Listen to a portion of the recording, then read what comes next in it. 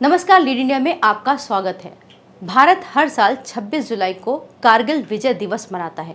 कारगिल युद्ध का वो मैदान है जो दुनिया में सबसे ऊंचे युद्ध क्षेत्र में गिना जाता है। यहीं पर भारत के सैनिकों ने अपनी जमीन को वापस लेने के लिए ऐसी लड़ाई लड़ी जो इतिहास में लिखी गई है।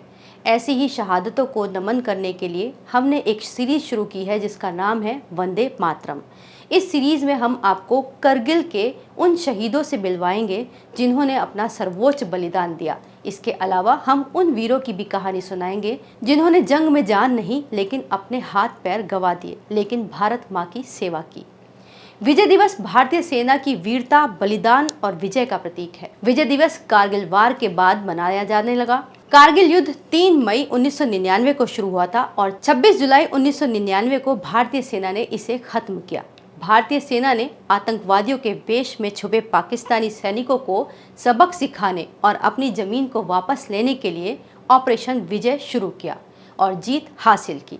इस विजय को भारत माँ के चरणों में अर्पित करने के लिए वीरों ने बलिदान दिए। ऐसे भी बहुत सारे वीर हैं जिन्होंने जंग में अपने हाथ पैर गंवा दिए, लेकिन उनका जज्बा कम नहीं हुआ। भारत माँ के इन वीरों को सलाम करने के लिए हम वंदे मातरम नाम से एक सीरीज लेकर आए हैं। आशा है ये आपको पसंद आएगी। ये कहानी उन वीरों को सलाम किए बिना शुरू नहीं हो सकती जिन्होंने कारगिल युद्ध में पहली शहादत दी। शहादत भी ऐसी कि दर्द ने भी उनके आगे घुटने टेक दिए। हम बात कर रहे हैं शूरवीर सौरभ कालिया और उनके 5 सिपाही अर्जुन राम, भीका राम, भंवरलाल बगरिया, मूला राम और नरेश सिंह की।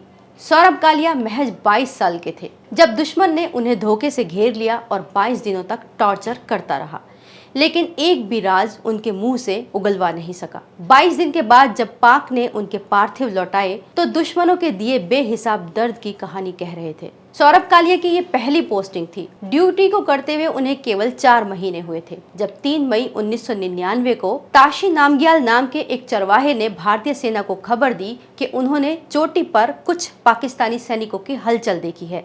इसी बात की पुष्टि करने के लिए सौरभ कालिया अपने 5 साथियों को लेकर बजरंग चोटी की ओर निकल पड़े। जब वो ऊपर पहुंचे तो उनके ऊपर पाकिस्तानियों ने धोखे से हमला किया।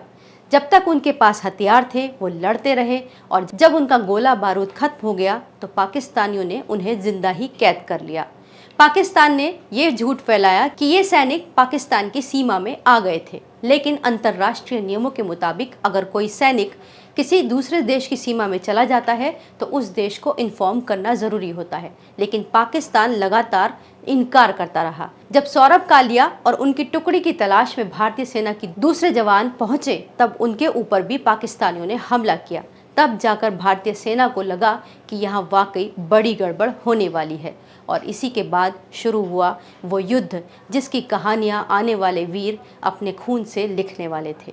अब तक पाकिस्तान ने कई चोटियों पर अपना कब्जा जमा लिया था। दरअसल भारत और पाकिस्तान के बीच एक अलिखित समझौता था कि जब वहाँ सर्दी बढ़ती थी, माइनस टेम्परेचर होता था, तो सभी सैनिक, दोनों देशों के सैनिक उस चोटियों को वैकेट करके नीचे चले जाते थे और बाद में ऊपर आते थे। लेकिन पाकिस्तान ने इस बार सर्दियों का फायदा उठाते हुए भारत की उन चौकियों पर कब्जा कर लिया और अपना बना लिया।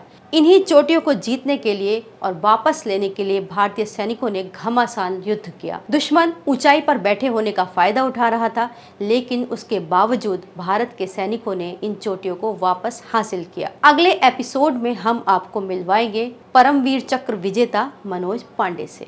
इस वीडियो को लाइक करें, हमारे चैनल को सब्सक्राइब करें। हमारे वीडियो सबसे पहले देखने के लिए बेल आइकन प्रेस करना ना भूलें।